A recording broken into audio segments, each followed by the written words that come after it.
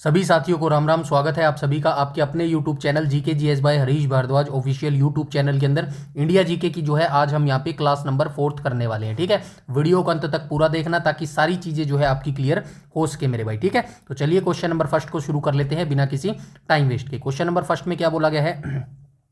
Question number first में बोला गया है महात्मा गांधी ने किस कानून को काला कानून कहकर जो है पुकारा था। तो आप सभी जानते हैं रोलेट एक्ट वाला ही वो कानून था जिसको महात्मा गांधी ने काला कानून कहकर पुकारा था। ठीक है, काला कानून।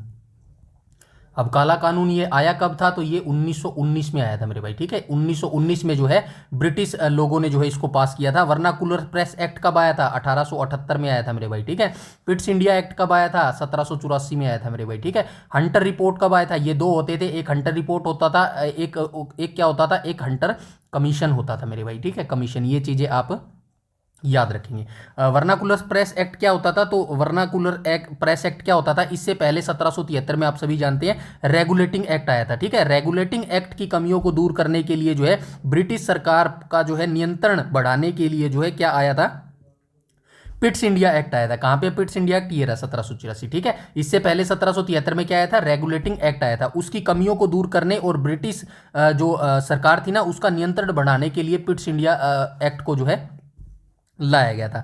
वही मैं बात करूं वर्नाकुलर प्रेस एक्ट की, तो ये क्या था भाई? ये प्रेस पर नियंत्रण करने के लिए भारतीय भाषा के जो समाचार पत्र होते थे ना वो जो है ब्रिटिश सरकार के प्रति बहुत सारा जो है कुछ लिखते थे उसके बारे में, तो उन्हीं पर नियंत्रण पाने के लिए जो है क्या लाया गया था? वर्नाकुलर प्रेस एक्ट को लाया गया था। ठीक है, रोलेट एक्ट आप सभी जानते हैं भाई, इसको जो है ना अपील ना वकील ना दलील का जो है कानून बोला गया था। 1919 में जो है इसको लाया गया था। हंटर रिपोर्ट कब आई थी? हंटर रिपोर्ट कब आई थी भाई? 1882 में आई थी, ये आप याद रखना। 1882 में हंटर रिपोर्ट आई थी। और हंटर कमीशन कब आया था? हंटर कमीशन 1800 माफ कीजिएगा 1920 में आया था। ठीक है, 1820 नहीं 1920 में आया था।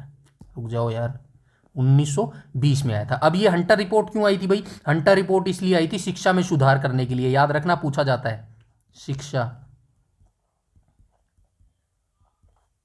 ठीक है, शिक्षा में सुधार करने के लिए हंटर रिपोर्ट आई थी। और हंटर कमीशन क्यों नियुक्त किया गया था? तो हंटर कमीशन को नियुक्त किया गया था, जलियांवाला बाग हत्याकांड हुआ था ना। कब हुआ था जलियांवाला बाग हत्याकांड? 13 अप्रैल 1919 को हुआ था, जब जनरल डायर ने जो है निहत्थी भीड़ पर गोली चलाने के आदेश दे दिए थे। तो उसी की समीक्षा करने के लिए हंटर कमीशन गठित किया गया था 1920 में मेरे भाई। ठीक है, यहां तक जानकारी सारी क्लियर हो गई? आई होप क्लियर हो गई होगी। इसके बाद चलते हैं क्वेश्चन नंबर सेकंड पर। ये पढ़ लेना भाई, इसका जो एक्सप्लेनेशन दिया गया है। ठीक है, इसके बाद हम चलते हैं क्वेश्चन नंबर सेकंड के ऊपर। क्वेश्चन नंबर सेकंड में क्या बोला गया? ब्रिटिश सरकार द्वारा रोलेट एक्ट किस वर्ष पारित किया गया था? अभी बात करके हैं 1919 में जो है ब्रिटिश सरकार के द्वारा रोलेट एक्ट को पारित किया गया था मेरे भाई। ठीक है, इसके बारे में यहां से पढ़ लेते हैं। पारित वर्ष रोलेट एक्ट को ब्रिटिश सरकार द्वारा मार्च 1919 में इंपीरियल लेजिस्लेटिव काउंसिल के माध्यम से जल्दबाजी में जो है पारित किया गया था। भारतीय लोगों ने बहुत ज्यादा विरोध किया था, उसके बावजूद जो है इसको जो है पारित कर दिया गया था। ठीक है, इसे लागू कर दिया गया था। उद्देश्य की बात करूं तो इस कानून का मुख्य उद्देश्य क्रांतिकारी गतिविधियों को कुचलना था, क्योंकि उस समय बहुत सारी क्रांतिकारी गतिविधियां होती थी ब्रिटिश सरकार के खिलाफ। जो है मोर्चे होते थे, प्रदर्शन होते थे, उन सभी को कुचलने के लिए तो है ना दलील ना अपील ना वकील का जो है ये कानून लेके आई थी। इसको काला कानून कहा गया था महात्मा गांधी के द्वारा। और 2 साल तक जो है इसमें जो ब्रिटिश सरकार है वो भारतीय लोगों को जो है जेल में बिना कुछ बताए, बिना किसी कारण के जो है कैद कर सकती थी मेरे भाई। ठीक है, यहां तक सारी चीजें क्लियर है। क्वेश्चन नंबर 2 आई होप जो है क्लियर हो गया होगा मेरे भाई। ठीक है, इसके बाद हम चलते हैं क्वेश्चन नंबर 3 के ऊपर। क्वेश्चन नंबर 3 में क्या बोला गया है? तो चलिए क्वेश्चन नंबर 3 को देख लेते हैं। क्वेश्चन नंबर 3 में क्या बोला गया? भारत में द्वैध शासन की शुरुआत किस अधिनियम के तहत की गई थी? तो भारत में द्वैध शासन की जो शुरुआत है किस में की गई थी? 1909 में नहीं की गई थी, 1919 में की गई थी। ठीक है, ऑप्शन नंबर सी यहां पर बिल्कुल करेक्ट हो जाएगा। ठीक है, यहां पे कुछ जो है एक्ट दिए गए हैं, इनके बारे में भी मैं थोड़ा सा बताऊंगा क्योंकि बहुत बार पूछ लेता है। सबसे पहले 1919 का जो है भारत शासन अधिनियम जो इसका राइट ऑप्शन हो जाएगा। ठीक है, अभी इतनी सी चीज आप याद रखो, द्वैध शासन की शुरुआत कब हुई थी? 1919 में हुई थी। और ये किस में हुई थी? प्रांतों में हुई थी मेरे भाई। ठीक है, प्रांतों में हुई थी। लेकिन 1935 में प्रांतों में द्वैध शासन खत्म करके किस में कर दिया गया था? केंद्र में जो है द्वैध शासन की जो है शुरुआत की गई थी। अब हम एक एक करके बात करते हैं। 1892 का जो एक्ट था, ठीक है, भारतीय परिषद अधिनियम 1892 था। इसमें इंपॉर्टेंट चीज एक क्या हुई थी? इसमें जो है भारत में पहली बार निर्वाचन पद्धति की जो है शुरुआत हो गई थी। जो बोल रहा हूँ ना, लिखने में टाइम वेस्ट होगा, जो बोल रहा हूँ उसको जो है ध्यान से पढ़ो, आराम से सुनो जो मैं बोल रहा हूँ, ठीक है। 1892 में एक इंपॉर्टेंट चीज हुई थी। क्या हुई थी? भारत में पहली बार निर्वाचन पद्धति की जो है शुरुआत हो गई थी, ठीक है। और एक और इंपॉर्टेंट चीज हुई थी, क्या हुई थी? बजट पर चर्चा होने स्टार्ट हो गई थी मेरे भाई, ठीक है। ये दो चीजें हुई थी 1892 के एक्ट में मेरे भाई, ठीक है। अब 1919 के एक्ट में क्या हुआ था? 1919 को क्या कहा जाता है? इसको बोला जाता है मार्ले मिंटो सुधार मेरे भाई, ठीक है। मार्ले मिंटो सुधार इसको बोला जाता है। अब इस मार्ले मिंटो सुधार में इंपॉर्टेंट चीज क्या हुई थी? इसमें एक इंपॉर्टेंट चीज ये हुई थी, सांप्रदायिक निर्वाचन हुआ था। क्या हुआ था सांप्रदायिक निर्वाचन का मतलब? जो मुस्लिम होते थे ना, वो निर्वाचन का जो अपने भाई डिमांड कर रहे थे पृथक निर्वाचन की, तो 1909 में उनको दे दिया गया था। मुस्लिमों के लिए अलग निर्वाचन क्षेत्र की जो व्यवस्था थी ना, वो 1909 में मार्ले मिंटो सुधार में जो है कर दी गई थी मेरे भाई, ठीक है। इसके बाद हम चलते हैं पॉइंट नंबर 3 पर। पॉइंट नंबर 3 में क्या लिखा गया, जो कि इस क्वेश्चन का आंसर है 1919 का भारत शासन अधिनियम। इसको क्या बोला जाता है? इसको मॉन्टेग्यू चेम्सफोर्ड सुधार बोला जाता है, ठीक है। मॉन्टेग्यू चेम्सफोर्ड, ठीक है, चेम्सफोर्ड सुधार इसको बोला जाता है। अब इसके अंदर क्या हुआ था? इसके अंदर मेन चीज यही हुई थी, प्रांतों में द्वैध शासन लागू हो गया था, ठीक है। 1919 में मेन चीज यही हुई थी, प्रांतों में द्वैध शासन, प्रांतों में द्वैध शासन, ठीक है। प्रांतों में द्वैध शासन हो गया था। और ये जो अंतिम पॉइंट आपको दिख रहा है यहाँ पे 1935 का भारत शासन अधिनियम, तो इसमें क्या हुआ था? वर्तमान में जो हमारी शासन प्रणाली चल रही है ना, जो हमारा जो सिस्टम चल रहा है, जो भीमराव अम्बेडकर ने बनाया था, तो उसका 60% या 70% जो हिस्सा है ना, वो यहीं से कॉपी किया गया था। भारत शासन अधिनियम 1935 से ही कॉपी किया गया था मेरे भाई, ठीक है। वर्तमान में जो 1935 में क्या किया गया था? 1935 में ये देखा ना आप, 1919 में क्या हुआ था? प्रांतों में द्वैध शासन लागू कर दिया गया था। लेकिन 1935 में क्या किया गया था? प्रांतों में द्वैध शासन को जो है खत्म कर दिया गया था। वर्तमान में क्या व्यवस्था चल रही है? केंद्र में जो है द्वैध शासन प्रणाली जो है लागू है मेरे भाई, ठीक है। यहां तक सारी चीजें क्लियर हो गई। आई होप जो है ये सारी चीजें जो है क्लियर हो गई होगी। इसके बाद हम चलते हैं आगे। ये पढ़ लेना भाई। चलिए एक बार यहाँ पे भी दिखा देता हूँ। द्वैध शासन प्रणाली की शुरुआत 1919 के भारत शासन अधिनियम, जिसे मॉन्टेग्यू चेम्सफोर्ड सुधार भी कहा जाता, के द्वारा की गई थी। प्रांतीय स्तर पर इसके तहत प्रांतों में दोहरी शासन व्यवस्था जो है लागू की गई थी। विषयों का बंटवारा प्रांतीय विषयों के 2 भागों में बांटा गया था, ठीक है। प्रांतीय विषयों को जो है 2 भागों में बांटा गया था। आरक्षित यानी कि रिजर्व थे, पुलिस, न्याय, वित्त आदि गवर्नर और उसके परिषद के पास थे। और हस्तांतरित शिक्षा व्यवस्था, शिक्षा, स्वास्थ्य, स्थानीय स्वशासन आदि जो है भारतीय मंत्रियों के जो है ट्रांसफर कर दिए गए थे, ठीक है। तो ये चीजें की गई थी 1919 के भारत शासन अधिनियम के तहत। मतलब जो प्रांतों में द्वैध शासन लागू हुआ था ना 1919 में, तो ये 2 चीजों में जो है बांट दिया गया था मेरे भाई, ठीक है। यहां तक सारी चीजें क्लियर है। आगे चलते हैं क्वेश्चन नंबर 4 पर। क्वेश्चन नंबर 4 में क्या बोला गया? तो क्वेश्चन नंबर 4 काफी इजी है, बहुत बार बता चुका हूं। पृथक निर्वाचन पद्धति की शुरुआत किस सुधार द्वारा हुई थी? तो पृथक निर्वाचन पद्धति की शुरुआत आप सभी जानते हैं, मार्ले मिंटो सुधार 1909 के तहत हुई थी मेरे भाई, ठीक है। मॉन्टेग्यू चेम्सफोर्ड सुधार कब हुआ था? 1919 में हुआ था, ठीक है। और ये 1935 वाला भारतीय अधिनियम के बारे में भी हम बात कर चुके हैं, यहां से देख लेते हैं। पृथक निर्वाचन 1909 के भारतीय परिषद अधिनियम, जिसे मार्ले मिंटो सुधार के नाम से जाना जाता है, ने पहली बार मुसलमानों के लिए पृथक निर्वाचन प्रणाली की जो है शुरुआत की थी। व्यवस्था की बात करूं तो इसके तहत परिषदों में कुछ सीटें मुसलमानों के लिए आरक्षित की गई, जिनका चुनाव केवल मुस्लिम मतदाता ही कर सकते थे। प्रभाव की बात करूं तो इतिहासकार इसे अंग्रेजों की बांटो और राज करो की नीति का एक हिस्सा मानते हैं। मतलब बिल्कुल सही बात थी भाई। अंग्रेजों की मेन प्रणाली यानी कि मेन उनकी टेक्नोलॉजी क्या थी, टेक्निक क्या थी, उन्होंने पहले से ही तय कर रखा था भाई, फूट डालो और राज करो। आदमियों को आदमी, मतलब भारत के जो लोग हैं ना, इनको आपस में लड़ा दो, तभी हम जो है राज कर सकते हैं। अब इन्होंने जो मुस्लिमों को पृथक निर्वाचन प्रणाली दे दी थी 1909 में, इन्होंने ऐसे ही थोड़ी अपने फायदे के लिए दी थी उन्होंने उनको, क्योंकि उनको पता था भाई अगर लोगों को बांट देंगे हम धर्म के नाम पर, तो अपने आप इनमें फूट डली पड़ी रहेगी मेरे भाई, ठीक है। तो ये चीज आप याद रखना। प्रभाव क्या था? इतिहासकार इसे अंग्रेजों की बांटो और राज करो की नीति का एक हिस्सा मानते थे मेरे भाई, ठीक है। यहां तक सारी चीजें क्लियर है। आगे चलते हैं क्वेश्चन नंबर 5 के ऊपर।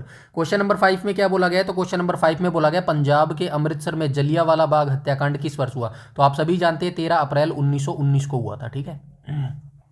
13 अप्रैल 1919 को जो है ये घटना हुई थी। और ये घटना माइकल ओ डायर था एक नाम का व्यक्ति, ठीक है। डायर ने जो है नियति बीट पर जो है गोली चलाने के जो है आदेश दे दिए थे। तो ये 1919 जो है इसका राइट ऑप्शन हो जाएगा मेरे भाई। यहाँ पे देखो तारीख और स्थान की बात करूँ तो दर्दनाक घटना 13 अप्रैल 1919 को बैसाखी के दिन अमृतसर के जलियांवाला बाग में हुई थी। कारण लोग रोलेट एक्ट के विरोध में अपने नेताओं डॉक्टर सैफुद्दीन किचलू और डॉक्टर सत्यपाल की गिरफ्तारी के खिलाफ शांतिपूर्ण सभा कर रहे थे।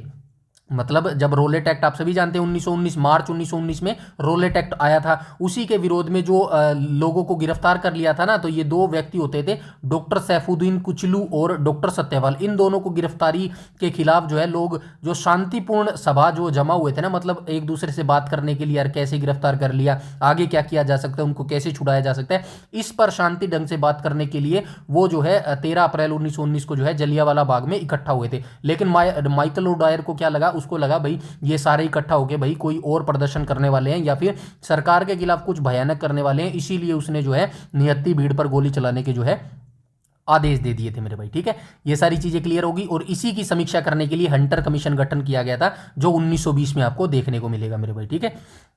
यहां तक ठीक है। और इसके प्रभाव में जो है माफ कीजिएगा,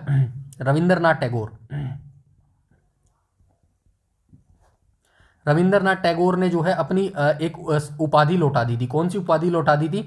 नाइटहुड की उपाधि को लौटा दिया था, नाइटहुड, ठीक है, नाइटहुड की उपाधि को लौटा दिया था। और गांधी जी ने भी अपनी उपाधि को लौटा दिया था। गांधी जी के पास कौन सी उपाधि थी? केसर ए हिंद की उपाधि थी, ठीक है, केसर ए हिंद की उपाधि थी। तो इन दोनों व्यक्तियों ने जो है ये बड़ी बड़ी उपाधियों को लौटा दिया था। ये याद रखना, डायरेक्ट पूछा जाता है रविंद्रनाथ टैगोर ने कौन सी उपाधि लौटाई थी? नाइटहुड की। और गांधी जी ने केसर हिंद की। और गांधी जी को केसर हिंद की उपाधि मिली कब थी? तो 1914 का जब प्रथम विश्व युद्ध हुआ था ना, उस समय जो है गांधी जी ने ब्रिटिश सरकार का साथ दिया था और लोगों से का अपील कही थी कि आपको जो है सेनाओं में शामिल होना चाहिए और ब्रिटिश सेना का जो है साथ देना चाहिए। इसीलिए महात्मा गांधी को इसके लिए इनको ये उपाधि दी गई थी केसर हिंद की। और इस समय जो है इनको क्या कहा गया था, जो है ब्रिटिश सेना में भर्ती करने वाला सार्जेंट भी जो है इनको यहाँ पर कहा गया था मेरे भाई, ठीक है। यहाँ तक सारी चीजें क्लियर है। आगे चलते हैं क्वेश्चन नंबर चलते हैं भाई 6 पर आ जाते हैं, ठीक है। क्वेश्चन नंबर 6 को देख लेते हैं, ये पढ़ लेना भाई यहाँ पे ये जो लिखा गया है, ठीक है। क्वेश्चन नंबर 6 को चलते हैं। क्वेश्चन नंबर 6 में क्या बोला गया? जलियांवाला बाग हत्याकांड के विरोध में किसने अपनी नाइटहुड की उपाधि को वापस कर दिया था? तो अभी बात करके आए, महात्मा गांधी ने अपनी जो है केसर ए हिंद की उपाधि को लौटा दिया था, केसर ए,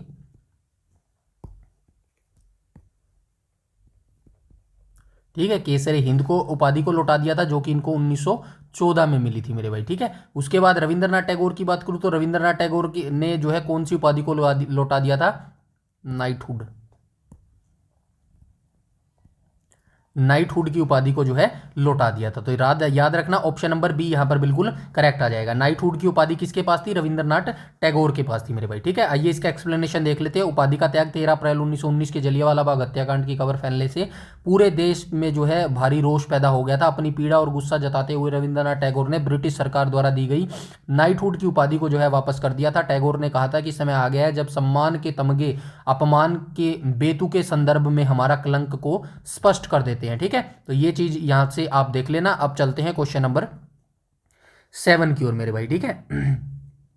क्वेश्चन नंबर 7 में क्या बोला गया है? तो चलिए क्वेश्चन नंबर 7 को देख लेते हैं। 7 में बोला गया रविंद्रनाथ टैगोर ने ब्रिटिश सरकार को अपनी सर की पदवी क्यों लौटा दी थी? तो किसके कारण लौटा दी थी? जलियांवाला बाग हत्याकांड के खिलाफ लौटा दी थी। ऑप्शन नंबर सी यहां पर बिल्कुल करेक्ट हो जाएगा, ठीक है। खिलाफत आंदोलन कहां पर हुआ था? ये तुर्की में हुआ था। याद रखना, जब प्रथम विश्व युद्ध के दौरान जब प्रथम विश्व युद्ध चला हुआ था ना 1914 में, 1914 से 1918 में हुआ था, तो वही वहां पर जो है अपदस्थ कर दिया था ब्रिटिशों ने। क्या किया था? जो तुर्की का खलीफा होता था ना, उसको अपदस्थ कर दिया था। तो उसके कारण जो है भारत में जो मुस्लिम लोग रहते थे ना, वो जो है उदास हो गए थे, नाराज हो गए थे, गुस्सा हो गए थे। इसी के कारण जो है खिलाफत आंदोलन शुरू हुआ था मेरे भाई, ठीक है। असहयोग आंदोलन कब शुरू हुआ था? आप सभी जानते हैं 1 अगस्त 1920 को जो है ये असहयोग आंदोलन जो है शुरू हुआ था मेरे भाई, ठीक है। रोलेट एक्ट जो है कब हुआ था, रोलेट एक्ट 1919 में हुआ था, ठीक है, समझ गए ना। ये सारी चीज़ें आपको पता होगी। अब जलियांवाला बाग नरसंहार के विरोध में जो है ये रविंद्रनाथ टैगोर ने अपनी पदवी को लौटा दिया था। और जलियांवाला बाग हत्याकांड कब हुआ था, 13 अप्रैल 1919 को हुआ था, ठीक है, 13 अप्रैल 1919 को हुआ था। माइकल ओ डायर, जब ये माइकल ओ डायर ने ये हत्याकांड को अंजाम दिया था ना, इस पे मुकदमा चलाने की बजाय जो ब्रिटिश अदालतें थी ना, या फिर ब्रिटिश के जो न्यूज़पेपर थे, उन्होंने जो है डायर को कौन सी उपाधि दी थी, शेर की उपाधि दी थी, ठीक है, शेर की। बताइए, शेर की उपाधि देके जो है इनको, इनका कुछ भी नुकसान नहीं हुआ, इनको जो है चुपचाप जो है ब्रिटिश जो है मतलब वापस लंदन भेज दिया गया था। लेकिन बाद में जो है हमारे उधम सिंह ने बदला लिया था, उधम सिंह ने हमारे बदला लिया था। कब लिया था, 1940 में लिया था, और इनको वहीं पर जाकर जो है मार दिया था मेरे भाई, ठीक है। ये चीजें भी आप याद रखना, विरोध का कारण, उपाधि लौटाना, टैगोर के शब्द, ये सारे आप याद रखना मेरे भाई, ठीक है। आगे चलते हैं क्वेश्चन नंबर 8 के ऊपर। क्वेश्चन नंबर 8 में क्या बोला गया, गांधी जी ने असहयोग आंदोलन को किस हिंसक घटना के बाद जो है स्थगित कर दिया था। तो किस हिंसक घटना के बाद जो है गांधी जी ने जो है असहयोग आंदोलन को जो है क्या कर दिया था, समाप्त कर दिया था, ठीक है। क्वेश्चन नंबर 8 का राइट ऑप्शन क्या हो जाएगा, ऑप्शन नंबर सी हो जाएगा, ठीक है, चोरा चोरी कांड हो जाएगा, ऑप्शन नंबर सी यहां पर बिल्कुल करेक्ट हो जाएगा। अब इन दोनों के, अब चोरा चोरी कांड कब हुई थी, आपको ये पता होना चाहिए, चोरा चोरी कांड कब हुआ था, 5 फरवरी 1922 को हुआ था मेरे भाई, ठीक है। एक और घटना है यहाँ पर काकोरी कांड, ये काकोरी कांड भी आपको याद रखना है कब हुआ था। तो काकोरी कांड जो है 9 अगस्त 1925 को हुआ था, ठीक है, 9 अगस्त 1925 को हुआ था मेरे भाई, ठीक है। ये आपको पता है। जलियांवाला बाग हत्याकांड कब हुआ था, बंगाल विभाजन, बहुत बार बता चुका हूं कब हुआ था। दो डेट याद रखनी है, 9 जुलाई और 16 अक्टूबर, ठीक है, 16 अक्टूबर 1905, ठीक है। ये दोनों डेट्स आप याद रखेंगे, ठीक है। अब आप क्या याद रखेंगे, ऑप्शन नंबर क्या था, चोरा चोरी कांड था ना, तो चोरा चोरी कांड के बारे में याद रखना। उत्तर प्रदेश के गोरखपुर जिले के चोरा चोरी नामक स्थान पर जो है यह घटना हुई थी। और घटना क्या थी, असहयोग आंदोलन के दौरान प्रदर्शनकारियों की एक भीड़ ने पुलिस थाने में आग लगा दी थी, जिसमें 22 पुलिसकर्मी जो है जिंदा जल गए थे। इसका परिणाम क्या हुआ था, इस हिंसा से दुखी होकर महात्मा गांधी ने 12 फरवरी 1922 को असहयोग आंदोलन वापस ले लिया था मेरे भाई, ठीक है। लेकिन एक्चुअल कारण क्या था, बताया जाता है कि असहयोग आंदोलन से कोई ज़्यादा जो है प्रोग्रेस नहीं मिल रही थी, कुछ ज़्यादा तेज नहीं हो रहा था। इसको महात्मा गांधी खुद जो है असहयोग आंदोलन को बंद करना चाहते थे, लेकिन इनको कोई रीज़न नहीं मिल रहा था। लेकिन चोरा चोरी कांड की कारण जो है ये इनको एक वजह मिल गई थी, इसीलिए जो है उसके बाद इन्होंने जो है असहयोग आंदोलन को जो है बंद कर दिया था मेरे भाई, ठीक है। यहाँ तक सारी चीज़ें क्लियर हैं। 12 फरवरी 1922 को जो है ये बंद भी कर दिया था। 5 फरवरी को ये घटना हुई थी ना, उसके बाद 22 फरवरी आएगा ना यहाँ पे, 22 फरवरी 1922 को जो है फिर असहयोग आंदोलन वापस ले लिया था। ये काकोरी कांड भी बहुत इंपॉर्टेंट है भाई, याद रखना इसके बारे में। काकोरी कांड कहां पर हुआ था, तो ये लखनऊ के पास काकोरी नामक रेलवे स्टेशन पर हुआ था। हिंदुस्तान रिपब्लिकन एसोसिएशन, एचआरए को जानते हो ना, हिंदुस्तान रिपब्लिकन एसोसिएशन, स्थापना इसकी किसने की थी, शुरुआत में इसकी स्थापना जो है चंद्रशेखर आजाद के द्वारा जो है इसकी स्थापना की गई थी। क्रांतिकारियों ने सरकारी खजाना ले जा रही 8 डाउन ट्रेन को जो है लूट लिया था। मुख्य क्रांतिकारी कौन कौन होते थे इसके अंदर, राम प्रसाद बिस्मिल होते थे, अशफाक उल्ला खान होते थे, रोशन सिंह और राजेंद्र लाहिड़ी जो है मेन पर्सन इसके अंदर होते थे, ठीक है। चंद्रशेखर आजाद जो है वहां से भाग निकले थे, ठीक है, ये आप याद रखेंगे, ठीक है, ठीक है। ये दोनों डेट्स आप याद रखेंगे। इसके बाद हम चलेंगे क्वेश्चन नंबर, यहाँ पे ये लिखा भी गया है, देख लेना, 4 फरवरी 1922 को। कुछ स्रोतों में आपको जो है 5 फरवरी देखने को मिल सकता है। आंदोलन वापस लेने का मतलब ये मैं आपको बता चुका हूँ, ये पढ़ लेना मेरे भाई, ठीक है। कारण क्या था, गांधी जी का मानना था कि आंदोलन हिंसक होता जा रहा है और सत्याग्रहियों को व्यापक प्रशिक्षण की आवश्यकता है मेरे भाई, ठीक है। आगे चलते हैं क्वेश्चन नंबर 9 के ऊपर। क्वेश्चन नंबर 9 को देख लेते हैं। क्वेश्चन नंबर 9 में क्या बोला गया है, तो क्वेश्चन नंबर 9 में बोला गया गंगा डेल्टा का सबसे उत्तरी बिंदु कौन है। तो गंगा डेल्टा का सबसे उत्तरी बिंदु कौन सा हो जाएगा, तो ये सबसे उत्तरी बिंदु हो जाएगा फरक्का मेरे भाई, ऑप्शन नंबर बी यहाँ पर बिल्कुल करेक्ट हो जाएगा। इसके बारे में थोड़ा सा याद रखिएगा, गंगा का बहाव, ठीक है, गंगा का बहाव किस तरफ है, पूर्व की ओर है। पूर्व की ओर क्यों है, क्योंकि ये कहाँ गिरती है, बंगाल की खाड़ी में गिरती है, ठीक है, ये तो पता है ना, बंगाल की खाड़ी में गिरती है। यहाँ से ही दिखा देता हूँ, चलिए कोई बात नहीं। गंगा का बहाव कहाँ है, गंगा नदी की पूर्व की ओर पश्चिम बंगाल के फरक्का नदी तक बहती है, ठीक है। ठीक है। डेल्टा का शीर्ष शीर्ष क्या है, यह है गंगा डेल्टा का सबसे उत्तरी बिंदु है मेरे भाई। ठीक है। नदी का विभाजन की बात करूं तो यहां से नदी दो भागों में बट जाती है, भागीरथी हुगली जो दक्षिण की ओर बहती हुई बंगाल की खाड़ी में गिरती है, मुख्य धारा गंगा जो दक्षिण पूर्व की ओर बहती हुई बांग्लादेश में प्रवेश करती है, जहां ब्रह्मपुत्र इसमें जाके मिल जाती है मेरे भाई। ठीक है। गंगा नदी के बारे में आप याद रखना, उद्गम मैं बहुत बार बता चुका हूँ गंगा नदी के बारे में, जो हमारी हरियाणा जी की चल रही थी ना सीरीज, उसमें ही मैंने बताया था। गंगा नदी कहाँ से निकलती है, उत्तराखंड से निकलती है, उत्तराखंड के जो है गंगोत्री ग्लेशियर से जो है इसका उद्गम होता है मेरे भाई। ठीक है। यहां तक सारी चीजें क्लियर है। आगे चलते हैं क्वेश्चन नंबर 10 के ऊपर। क्वेश्चन नंबर 10 में क्या बोला गया, गांधी जी ने असहयोग आंदोलन को आधिकारिक रूप से कब वापस लिया था। तो आप सभी जानते हैं भाई कब लिया था, फरवरी 1922 में लिया था। ठीक है। 22 फरवरी 1922 को जो है गांधी जी ने असहयोग आंदोलन को वापस ले लिया था। क्यों ले लिया था, क्योंकि भाई काकोरी कांड जो है उस समय हो गया था मेरे भाई। ठीक है। यहां से आप देख लेना, माफ कीजिएगा, चोरा चोरी हिंसक घटना हो गई थी। काकोरी कांड कब हुआ था, 1925 में हुआ था। ठीक है। आधिकारिक निर्णय कब लिया गया था, 4 या 5 फरवरी 1922 को चोरा चोरी की हिंसक घटना के बाद जो है महात्मा गांधी ने आंदोलन को तुरंत रोकने का जो है फैसला किया था मेरे भाई। ठीक है। बारदोली प्रस्ताव फरवरी 1922 में कांग्रेस कार्य समिति की बारदोली बैठक में जो है, जहां असहयोग आंदोलन को आधिकारिक रूप से स्थगित करने का प्रस्ताव जो है पारित किया गया था मेरे भाई। ठीक है। आगे चलते हैं क्वेश्चन नंबर 11 पर। क्वेश्चन नंबर 11 में क्या बोला गया, तो क्वेश्चन नंबर 11 में बोला गया असहयोग आंदोलन शुरू होने का मुख्य तात्कालिक कारण क्या था। तो आप सभी जानते हैं भाई असहयोग आंदोलन जो है खत्म क्यों किया था, खत्म इसलिए किया था क्योंकि भाई चोरा चोरी की जो है घटना हो गई थी। अब इसको शुरू क्यों किया था ये भी पता होना चाहिए। तो असहयोग आंदोलन को शुरू करने का ये मतलब था, रोलेट एक्ट और जलियांवाला बाग हत्याकांड के कारण जो है ये शुरू किया गया था। कब शुरू किया गया था, 1 अगस्त 1920 को जो है ये शुरू किया गया था मेरे भाई। ठीक है। आगे चलते हैं। अब ये साइमन कमीशन का विरोध क्यों हुआ था, साइमन कमीशन कब आया था, गठन कब हुआ था भाई इसका। साइमन कमीशन का गठन हुआ था नवंबर 1900 साइमन कमीशन का गठन हुआ था नवंबर 1927 में। और ये भारत कब पहुंचा था भाई, ये भारत आया था फरवरी,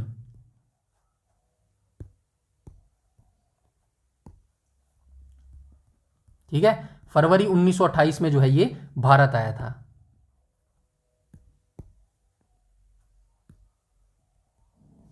ठीक है। फरवरी 1928 में ये भारत पहुंच गया था। इसके अंदर 7 सदस्य होते थे, याद रखना। जो ये साइमन कमीशन था ना, इसमें 7 सदस्य होते थे। सारे सातों के साथ जो है इसके अंदर गोरे सदस्य होते थे, इसलिए जो है इसको श्वेत कमीशन भी बोला जाता है। ठीक है। श्वेत कमीशन भी इसको बोला जाता है। ठीक है। साइमन कमीशन गो बैक के इसके अंदर नारे लगे थे, और जो है इसमें जो है लाला लाजपत राय की मृत्यु हो गई थी, क्योंकि वो भी इसका प्रदर्शन कर रहे थे, और जो है उन पर जो है उनके सर पर ज़्यादा लाठियां लग गई थी, जिसके कारण उनकी मौत हो गई थी मेरे भाई। ठीक है। ये पढ़ लेना है यहाँ से सारा कुछ। ठीक है। आगे चलते हैं क्वेश्चन नंबर 12 के ऊपर। क्वेश्चन नंबर 12 में क्या बोला गया है, क्वेश्चन नंबर 12 के अंदर बोला गया महात्मा गांधी द्वारा असहयोग आंदोलन किस वर्ष शुरू किया गया था। 1920 में शुरू किया गया था। ऑप्शन नंबर सी यहां पर बिल्कुल करेक्ट हो जाएगा। ठीक है। 1 अगस्त 1920 को जो है यह आंदोलन शुरू किया गया था। सितंबर 1920 में कांग्रेस के कलकत्ता अधिवेशन में गांधी जी ने अन्य नेताओं को इस बात पर राजी किया कि खिलाफत के समर्थन और स्वराज के लिए एक असहयोग आंदोलन जो है शुरू किया जाना चाहिए। ठीक है। खिलाफत, उस समय खिलाफत आंदोलन भी चल रहा था 1919 में, जैसे मैंने बताया ना, प्रथम विश्व युद्ध हुआ था 1914 से 1918 के बीच में। तो जो ब्रिटिश थे ना, उन्होंने क्या किया था, तुर्की में जो है तुर्की का जो वो होता था ना, खलीफा होता था, उसको जो है हटा दिया था। इसी के विरोध में भारत की मुस्लिम जनता जो है नाराज हो गई थी और खिलाफत आंदोलन चल रहा था मेरे भाई। अब गांधी जी ने क्या सोचा, भाई खिलाफत आंदोलन जो चल ही रहा है, इसके साथ साथ असहयोग आंदोलन भी चला लेते हैं। भारत मतलब हिंदू और मुस्लिम जो जाति है वो एक साथ भी आ जाएगी। ये कारण था असहयोग आंदोलन को चलाने का मेरे भाई। ठीक है।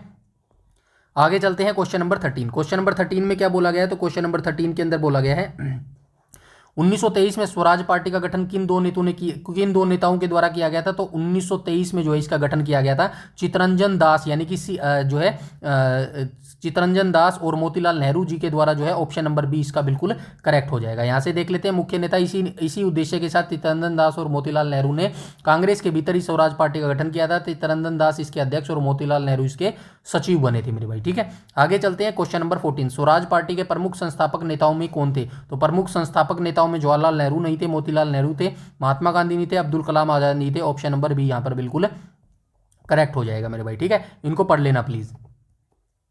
आगे चलते हैं क्वेश्चन नंबर 15 में क्या बोला गया, स्वराज पार्टी की स्थापना किस वर्ष की गई थी। तो आप सभी जानते हैं 1923 में जो है इसकी स्थापना किसने की थी, मोतीलाल नेहरू